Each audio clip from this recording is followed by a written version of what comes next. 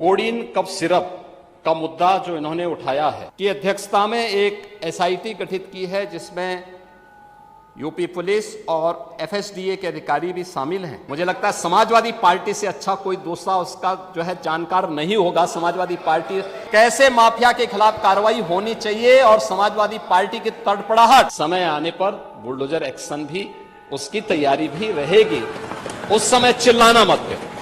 ಕೆಮ್ಮಿನ syrup ಅಕ್ರಮ ವ್ಯಾಪಾರ ಪ್ರಕರಣದ ಆರೋಪಿಗಳು ಸಮಾಜವಾದಿ ಪಕ್ಷದ ಜೊತೆ ಸಂಪರ್ಕ ಇಟ್ಕೊಂಡಿದ್ದಾರೆ.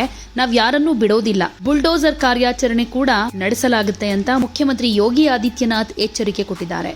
ವಿಧಾನಸಭೆಯಲ್ಲಿ ಮಾತನಾಡಿದ ಅವರು, ಕೆಮ್ಮಿನ ಸಿರಪ್ ಪ್ರಕರಣಕ್ಕೆ ಸಂಬಂಧಪಟ್ಟ ಹಾಗೆ 78 ಜನರನ್ನ ಅರೆಸ್ಟ್ ಮಾಡಲಾಗಿದೆ. 134 ಕಡೆ ದಾಳಿ ಮಾಡಲಾಗಿದೆ. ಡಿಜಿಪಿ ದರ್ಜೆಯ ಅಧಿಕಾರಿ ನೇತೃತ್ವದ ವಿಶೇಷ ತನಿಖಾ ತಂಡವನ್ನು ರಚಿಸಲಾಗಿದೆ. ಸಮಾಜವಾದಿ ಪಕ್ಷಕ್ಕೆ ಸಂಬಂಧಪಟ್ಟವರು ಈ ಪ್ರಕರಣದಲ್ಲಿ ಭಾಗಿಯಾಗಿದ್ದಾರೆ. ಅವರ ವಿರುದ್ಧ ಕೂಡ ಬುಲ್ಡೋಸರ್ ಕ್ರಮ ತೆಗೆದುಕೊಳ್ಳಲಾಗುತ್ತೆ ಅಂತಾನೂ ಹೇಳಿದ್ದಾರೆ. ಹಾಗೆ ಉತ್ತರ ಪ್ರದೇಶದಲ್ಲಿ ಕೆಮ್ಮಿನ ಸಿರಪ್ ಉತ್ಪಾದನೆ ನಡೆಯೋದಿಲ್ಲ. ಇದು ಮಧ್ಯಪ್ರದೇಶ, ಹಿಮಾಚಲ ಪ್ರದೇಶದಲ್ಲಿ ಉತ್ಪಾದನೆಯಾಗಿ ಅಕ್ರಮವಾಗಿ ತರಲಾಗುತ್ತೆ. ಈ ಸಿರಪ್ ಅನ್ನ ನಕಲಿ ಬಿಲ್ಗಳ ಮೂಲಕ ಬಾಂಗ್ಲಾದೇಶ ಹಾಗೆ ನೇಪಾಳಕ್ಕೆ ಕಳ್ಳ ಸಾಗಾಣಿಕೆ ಮಾಡಲಾಗ್ತಿದೆ ಅಂತಾನೂ ಆರೋಪ ಮಾಡಿದ್ರು. कोडीन कफ सिरप से उत्तर प्रदेश के अंदर कोई मौत नहीं हुई है।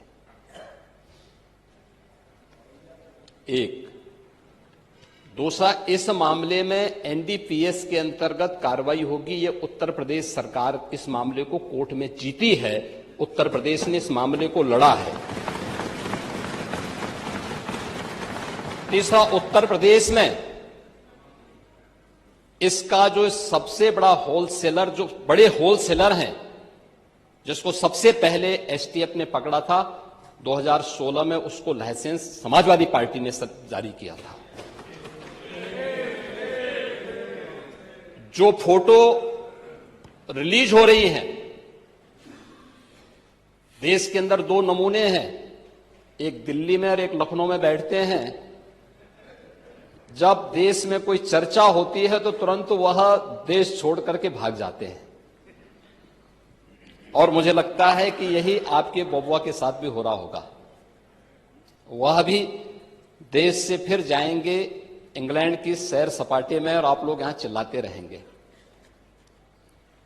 महोदय, कोडीन कफ सिरप का मुद्दा जो इन्होंने उठाया है,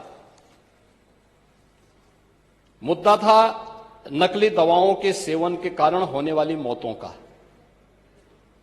और उसके बारे में हमने पहले ही बताया है कि नकली दवा के कारण होने वाली मौत के प्रकरण की कोई भी बात अभी तक शासन के संज्ञान में नहीं आई है। और समय समय पर एफएसडीए विभाग इसको लेकर के छापेमारी करती है, कार्रवाई करती है। कंपनियों में भी इस प्रकार की कार्रवाई होती है। यूपी के अंदर कोडीन कफ सिरप, इसके केवल स्टॉकिस्ट हैं, होलसेलर है।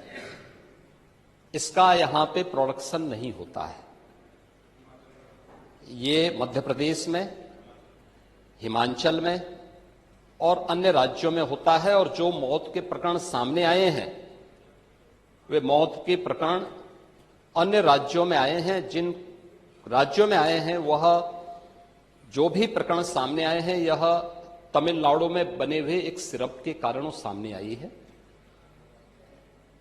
ये पूरा प्रकरण इलीगल, यानी इसमें एडिटेशन का भी नहीं है, यह इलीगल डाइवर्जन का है। इस डाइवर्जन के माध्यम से इन होलसेलर ने, जिसमें सहारनपुर का भी है, गाजियाबाद का भी है, वाराणसी का भी है, लखनऊ का भी है और कानपुर का भी है, इन लोगों ने इसको उन देशों में पहुंचाया है, उन राज्यों में पहुंचाया है जहां मद्य निषेध है, लेकिन वहां पे नशे के आदी लोगों को इसको लेने की एक आदत सी है, तो वहां पर उसका दुरुपयोग किया गया है। जबकि बिना चिकित्सीय परामर्श के इसका सेवन नहीं हो सकता, खासतौर पर बच्चों के लिए। एडल्ट भी चिकित्सीय परामर्श से ही इसका सेवन करता है। कौन ऐसा व्यक्ति है जिसने कफ सिरप नहीं लिया? खांसी होती है, हर व्यक्ति लेता है, लेकिन चिकित्सीय परामर्श से उसमें लिखा जाता है। क्योंकि पढ़ाई लिखाई से आप लोगों का कोई वास्ता है नहीं, इसलिए आप लोग हमेशा इस प्रकार की बातें करते हैं।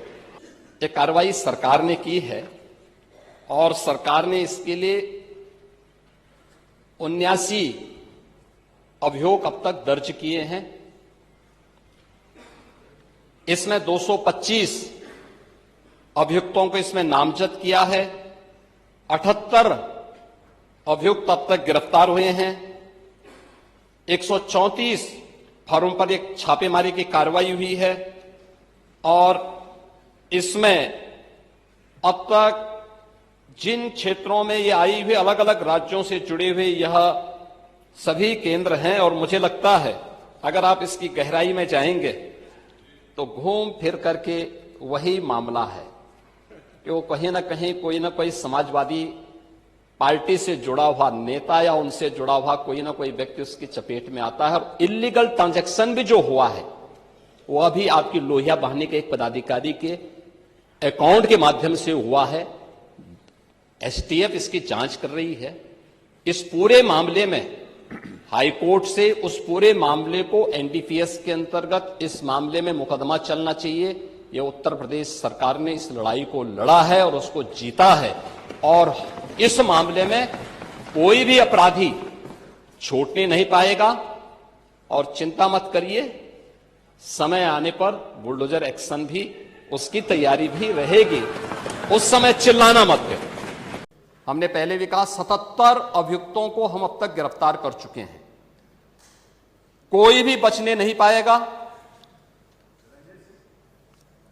जो भी अपराधी होगा, ये तो मैं जानता हूं आपकी पीड़ा को, क्योंकि जब सरकार की कार्रवाई अपने अंतिम उस तक जाएगी तो आप में से बहुत सारे लोग फतिया पढ़ने के लिए जाएंगे वहां। तो आपको फतिया पढ़ने की लायक भी हम नहीं छोड़ेंगे, तब तक ऐसी कार्रवाई हम कर देंगे। इसके लिए महोदय हम लोगों ने एक एसआईटी गठित की है। प्रदेश के आईजी कानून लॉ एंड ऑर्डर